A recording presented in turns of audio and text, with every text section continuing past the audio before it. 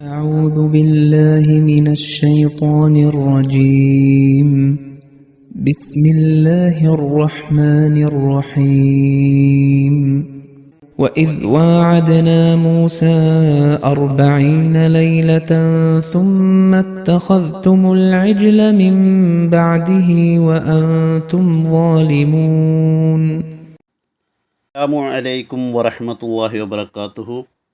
സൂറ ബക്കറയിലെ 52-ാമത്തെ വചനമാണ് നിങ്ങൾ കേട്ടത്. അതിൻ്റെ അർത്ഥം ഇപ്രകാരമാണ്: നാം മൂസാക്ക് 40 രാവുകൾ വാഗ്ദാനം ചെയ്തു. എന്നിട്ട് അദ്ദേഹത്തിൻ്റെ അഭാവത്തിൽ നിങ്ങൾ അധർമ്മികളായിക്കൊണ്ട് പശുക്കുട്ടിയെ ആരാധ്യവസ്തുവാക്കി. ഇതിൻ്റെ തഫ്സീറിൽ ഹസ്രത്ത് അലിഫ് മുസി സാനി ഇതിനു മുമ്പ് ബൈബിളിൽ ഈ സംഭവവുമായി ബന്ധപ്പെട്ട ബൈബിളിൻ്റെ വചനങ്ങളും അതുമായി ബന്ധപ്പെട്ട കാര്യങ്ങളാണ് കേൾപ്പിച്ചിരുന്നത്. അതിൽ ഹാറൂൻ അലൈഹി ഇസ്ലാം അവരോട് കൂടി ചേർന്ന് പശുക്കുട്ടിയെ ഉണ്ടാക്കി എന്നെല്ലാമാണ് ബൈബിൾ വചനയിൽ നിന്നും മനസ്സിലാകുന്നത്. ഇനി വിശുദ്ധ ഖുർആൻ എന്ത് പറയുന്നു എന്ന്, വിശുദ്ധ ഖുർആൻ്റെയും ബൈബിളിൻ്റെയും വ്യത്യാസം ഹദ്റത്ത് അലിഫ് സാനി പറയുന്നു. വിശുദ്ധ ഖുർആൻ സൂറ അറാഫിൽ പറയുന്നു: നാം മൂസാക്ക് 30 രാത്രികൾ വാഗ്ദാനം ചെയ്തു. അതോടൊപ്പം 10 കൂടെ ചേർത്തുകൊണ്ട് നാം അത് പൂർത്തിയാക്കി. അങ്ങനെ അദ്ദേഹത്തിൻ്റെ നാഥൻ്റെ നിശ്ചിത അവധി 40 രാത്രികളായി പൂർത്തിയായി. അതുപോലെ തന്നെ സൂറ അറാഫിൽ തന്നെ വീണ്ടും പറയുന്നത്: മൂസയുടെ ജനത അദ്ദേഹം യാത്ര പോയ ശേഷം തങ്ങളുടെ ആഭരണങ്ങൾ കൊണ്ട് ഒരു കാളക്കുട്ടി, അതായത് വിഗ്രഹം നിരർത്ഥക ശബ്ദമുള്ള ഒരു ജഡത്തെ ഉണ്ടാക്കിയെടുത്തു. അത് അവരോട് സംസാരിക്കുന്നില്ലെന്നും അവർക്ക് യാതൊരു മാർഗവും കാണിക്കുന്നില്ലെന്നും അവർ കണ്ടില്ലേ. അതിനെ അവർ ആരാധ്യവസ്തുവായി സ്വീകരിച്ചു. അവർ അധർമ്മികളായിരുന്നു.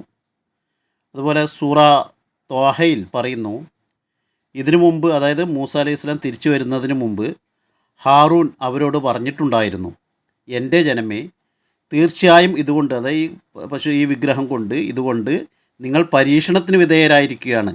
നിങ്ങളുടെ നാഥൻ പരമകാരുണികനായ അള്ളാഹു ആകുന്നു. അതുകൊണ്ട് എന്നെ പിന്തുടരുവിൻ, എൻ്റെ കൽപ്പന അനുസരിക്കുവിൻ. അവർ പറഞ്ഞു: മൂസ ഞങ്ങളുടെ അടുക്കിലേക്ക് തിരിച്ചു വരുന്നതുവരെ ഞങ്ങൾ അതിനെ പൂജിച്ചു കൊണ്ടിരിക്കുമെന്ന്. എന്നിട്ട് ഹുസൂർ പറയാണ്, ഇതിനെ സംബന്ധിച്ചുള്ള വിവരണത്തിൽ ബൈബിളിൻ്റെയും ഖുർആനിനെയും വിവരണത്തിൽ തമ്മിൽ വലിയ വ്യത്യാസമുണ്ട്. ഒന്നാമതായി, വിശുദ്ധ ഖുർആൻ ബനൂ ഇസ്രായേലിൻ്റെ ആശങ്കയുടെ കാരണമാണ്, അവർക്ക് എന്തുകൊണ്ടാണ് അങ്ങനെ പെട്ടെന്നൊരു ആശങ്ക ഉണ്ടായത് എന്നുള്ള കാരണമാണ് വിവരിച്ചിട്ടുള്ളത്.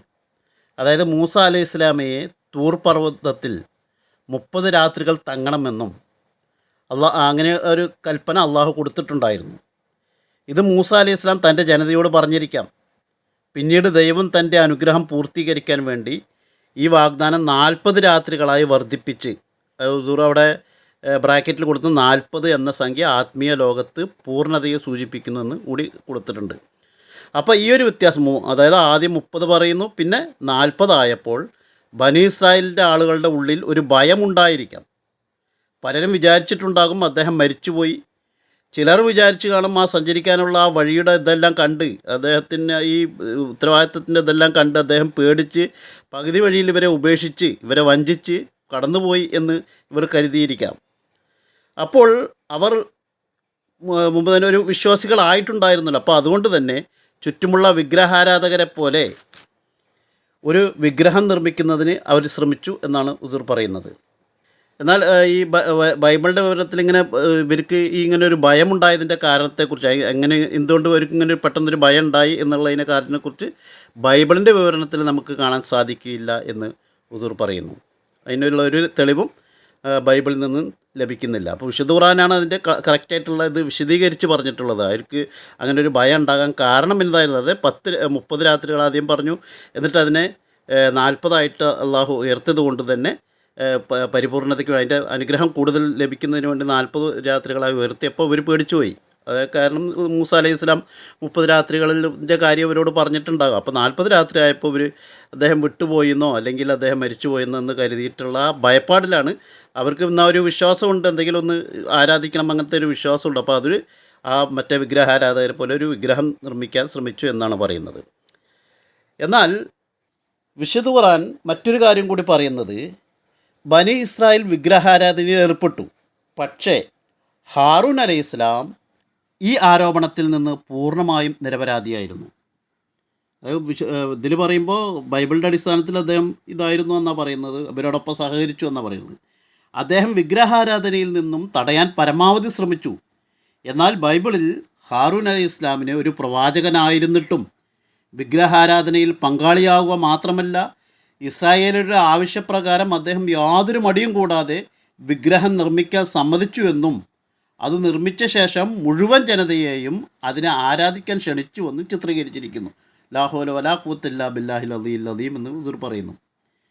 ബൈബിളിൻ്റെ ഈ വിവരണത്തെ ഉസൂർ പറയാണ്, ബൈബിളിൻ്റെ ഈ വിവരണം വളരെ യുക്തിഹീനമാണ്.